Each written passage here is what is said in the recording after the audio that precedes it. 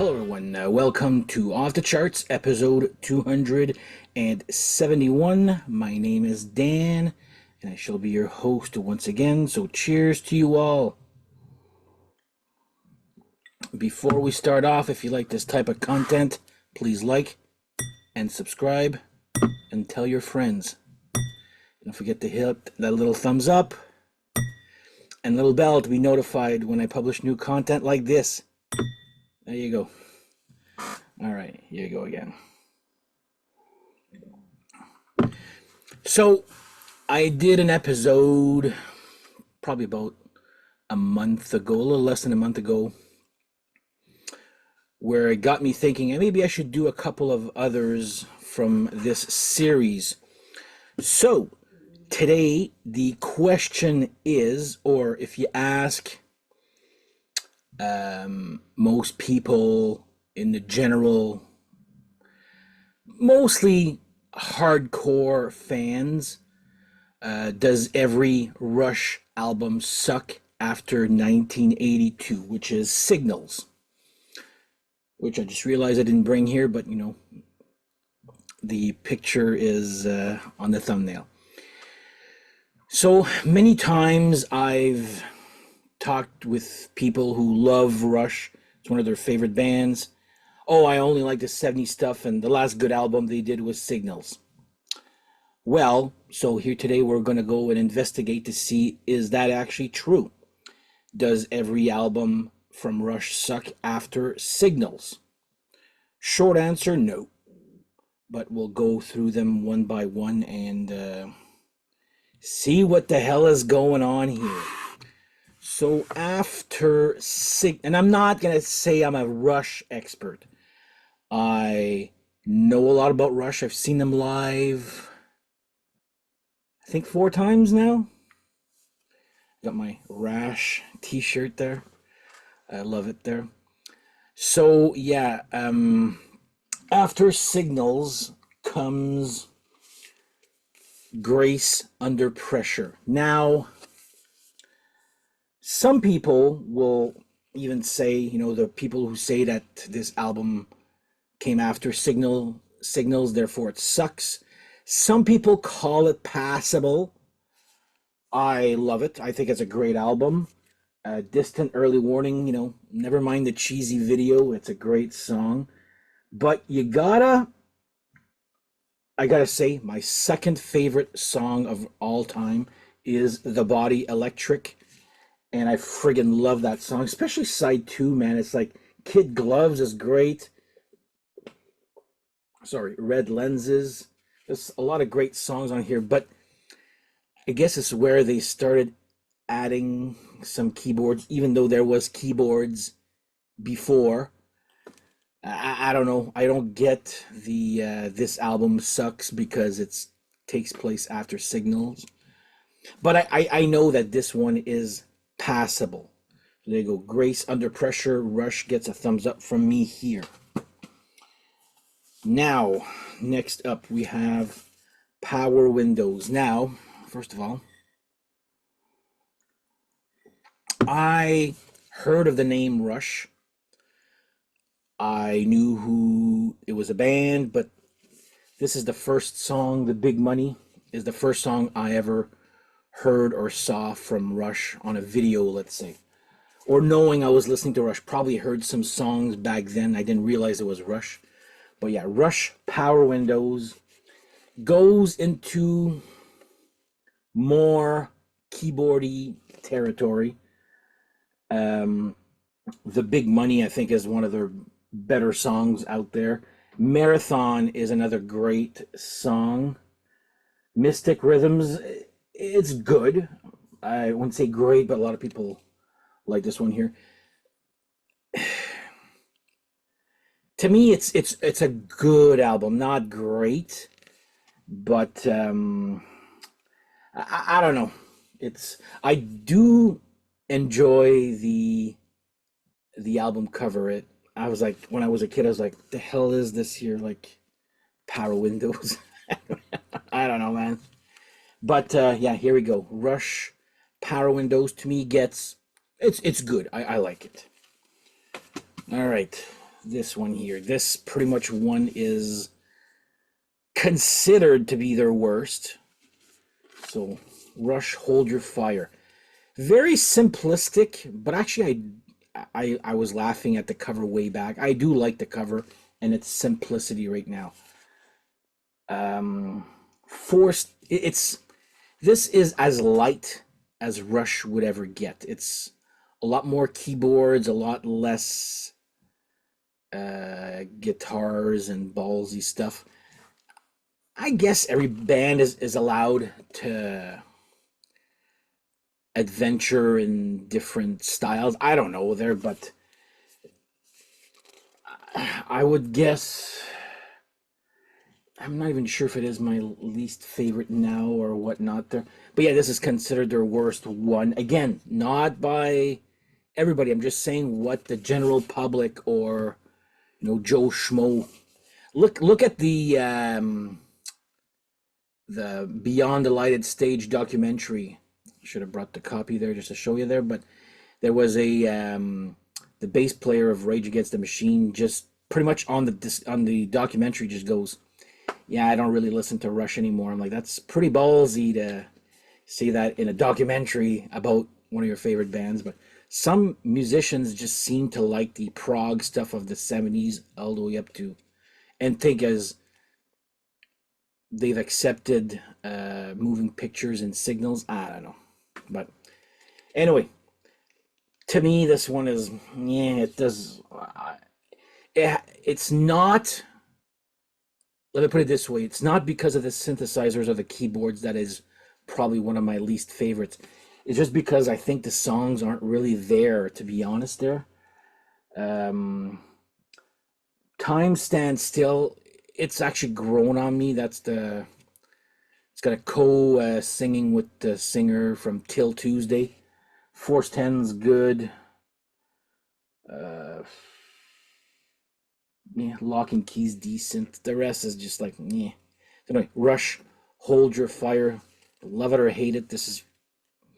I'll agree to this one here. But yeah, I've come a long way regarding Rush.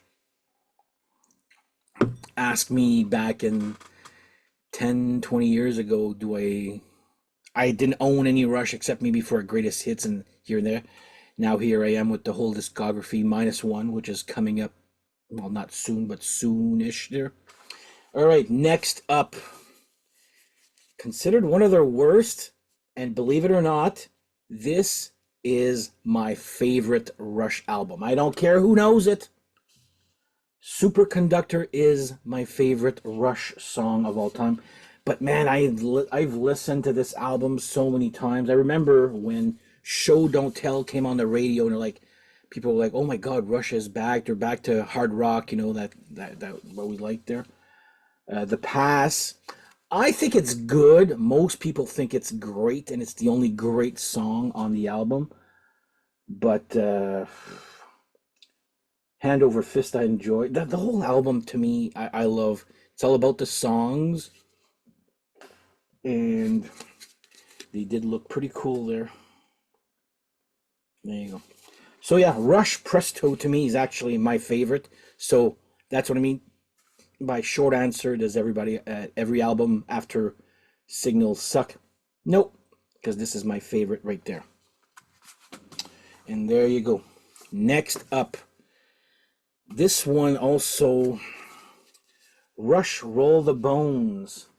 Now, I remember when the video for the song Roll the Bones came out, and people seem, again, I'm just talking about the general public, or I guess maybe hardcore fans who only like the 70s prog stuff, but man, oh man, did that little rap section in the middle of the song Roll the Bones ever take a beating, and I actually have no problem with it. And I believe it's Neil Peart doing the rap part. So yeah, this one's got Dreamline, which is a great song too. Roll the Bones, Ghost of a Chance. It's not as good as Presto to me, but I do wish at the time, I remember my friend Pascal bugging me to go see this one live, and I wasn't into Rush at the time, like not even close. Um, Now I wish I would have gone to see this show live because I remember they did play Superconductor on this tour. Another one of my regrets in life, I guess. So anyway, Rush Roll the Bones, good. I like it there, but it's like my Maiden episode was mostly based on does every album pretty much suck after 1988, and most of it was yes, with a few exceptions. This one I find is all over the place. So now come the next one, and I remember, oh my god, I still remember my friend Pascal telling me, oh my god, they just came out with a new song called what the hell was it called? Stick It Out. There you go. And it was heavy for some Rush, and he's like, it was heavy, almost grungeous, but it's not grunge. It's just a guitar sound maybe. And I was like, okay, this is interesting. So anyway, Counterparts would be next. Does this album suck? Not even close. I remember actually went buying the cassette at the time when this album came out, and I freaking loved the song Animate. Stick It Out is good. Cut to the Chase is good. Nobody's Hero, that's a great song. Cold Fire is another good one here, but there's at least I could name, yeah, 5 great songs on this one here. This one's not easy to find on vinyl. This one's actually pretty expensive here. Mind you, you can still see some. They came a little bit damaged in the shipment there, but anyway, whatever. I'm not complaining because I do own it there.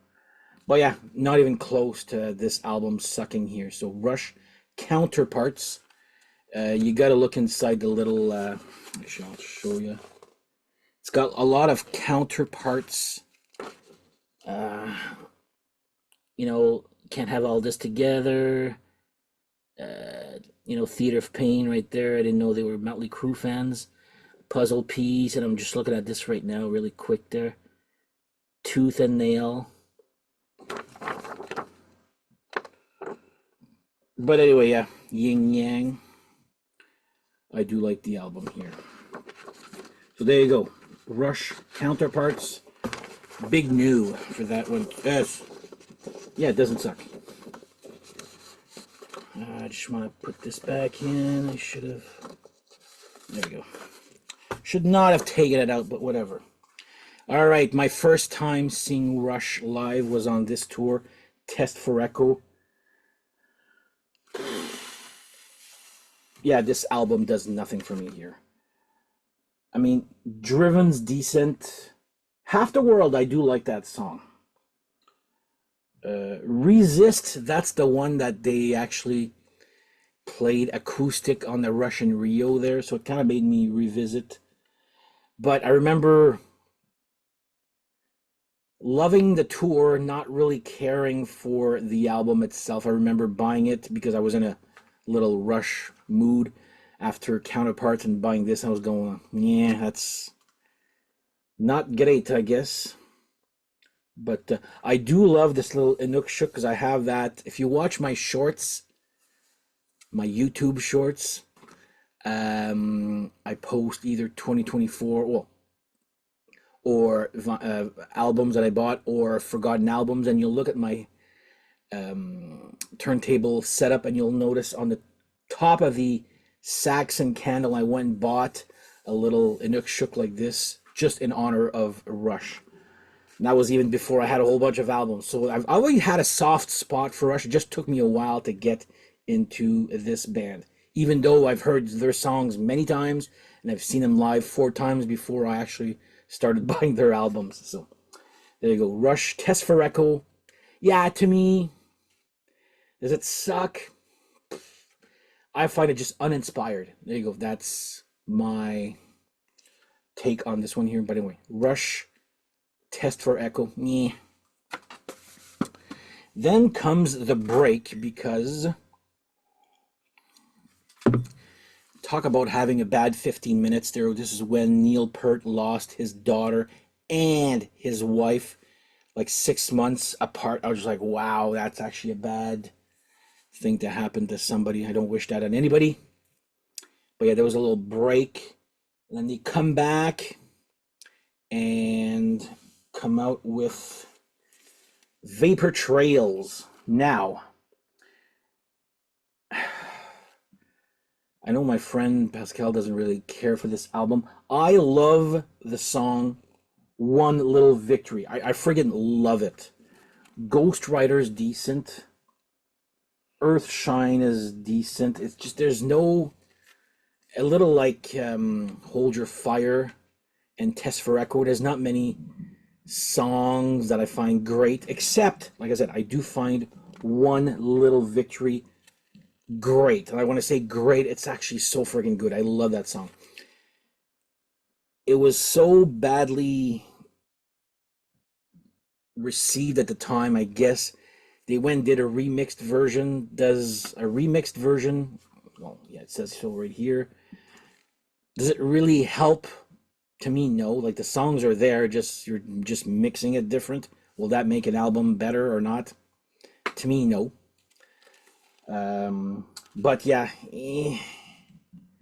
this whatever it is, it's Rush Vapor Trails to me is one of their moments, you know.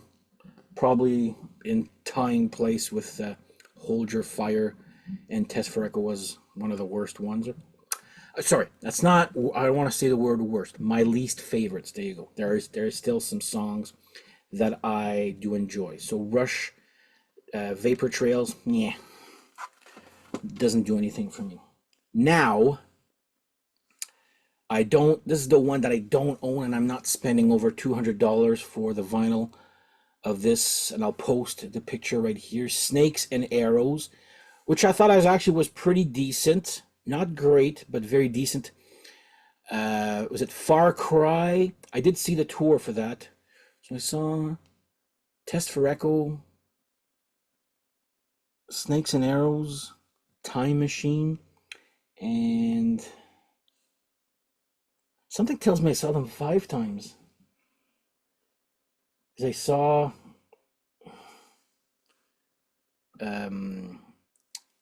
Clockwork Angels.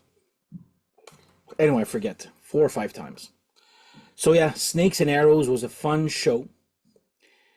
And I still remember having a fit, a funny fit, where Kim Mitchell was in town the night before. And I remember going to go see the Rush concert with my friend Pascal. I'm like, wouldn't that be great if they actually invited Kim Mitchell because he's in town, or maybe he still is in town, and go play Battlescar? But no, can't have that, right? So there you go. That was my experience with Snakes and Arrows. Good album.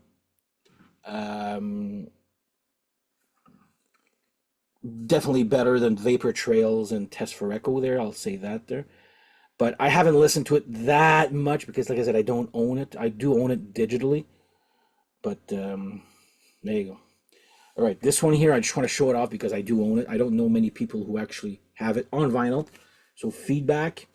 I actually remember buying this just because it was a fun little EP to have. Just covers, and it's fun for the first 4 or 5 times you listen to it. Then you put it away and never listen to it again. There, it's not bad. It's just like I said, like covers albums. Yeah, doesn't do much here. So maybe I'll do an episode about just covers albums, and we'll talk about that. Rush, Feedback, decent covers album. And last but not least, oh my God, has my opinion changed on this one? So this pretty much ends up being Rush's last album after Neil Peart has passed away on, thought he was giving us the thumbs up, Neil, but apparently he's just got his hand in his pocket. But yeah, I saw the tour for this at Blues Fest in Ottawa. I liked it. I wouldn't say I loved it. Then when I started getting all the albums of Rush on vinyl, that's when I fell in love with this one. I was like, man, this is a great way to end a career. It's got everything for you prog fans out there who say that they haven't done anything good since Signals. It's got some great songs too. Yeah, great album right here. I remember hearing Caravan. There was a pre-release a year or so before, which is BU2B. What the hell did? So Caravan was great. BU. I forget what it meant. BU. I forget what it meant. I'll go and check out after, or someone wants to write in the comments there if I forget there. BU2B, anyway, those two advanced copies. But Seven Cities of Gold, The Wreckers, Headlong Flight has got to be one of my faves on this here. I know BU2B gets Wish Them Well is a good one too. Like, how to end a career properly. I mean, who knows if Neil would have still been with us there? Would there have been another album? But this is a great way to end a career and on a high note. All you prog fans out there who don't like, at least check it out. I'm not saying you're gonna love it or hate it. That I'm not. Musical tastes vary from everybody and anybody. I'm not saying that this is good or bad and I just fucking fell down. Jesus Christ. I'm just saying what is my favorite and what is my least favorite or what not there. But yeah, so the short answer to does every Rush album suck after 1982? Big no. Okay, there's some great stuff. There happens to be my favorite album in there, which I'm gonna get comments. I'm like, I remember one guy telling me how ballsy. I did a Rush ranking episode way back, and he goes, "That's actually a ballsy move to put Presto. I respect it. I do not agree with you, but I respect your ballsy move to put Rush Presto." And you know what? That's the album that got me into Rush, and maybe it's because I've had it the longest. I know every song by heart, mostly compared to all the other albums they have there. But anyway, leave your comments to tell me if I'm on glue, if I'm right or wrong or whatnot there. Like I said, this topic is just based on what the general idea or consensus. That's a good word. I don't think I've ever used that word in my life. But yeah, it's just a general consensus of it being the last good Rush album. It's even mentioned in the documentary there, Beyond the Lighted Stage. So anyway, let me know if there's some albums that you do love after Signals. And you know what? Signals for me, it's not even close to being my, like, it's definitely in my bottom 10. Like, there's a lot better albums for me. Would I say bottom 5? I don't know there. It's been a while since I did that episode. I forget. I know I ranked it pretty low, and there's not many songs that do it for me on that one there, but to each his own, right? So there you go. That's my little take on this album suck or blah blah. I'm thinking I'm going to do more of these episodes because some people out there I hear saying, "Oh, I hate everything after this album. I hate everything after that album." I'm like, okay, whatever. Anyway, on that note, thank you guys for watching, and we shall see you guys next episode. Take care. Bye bye.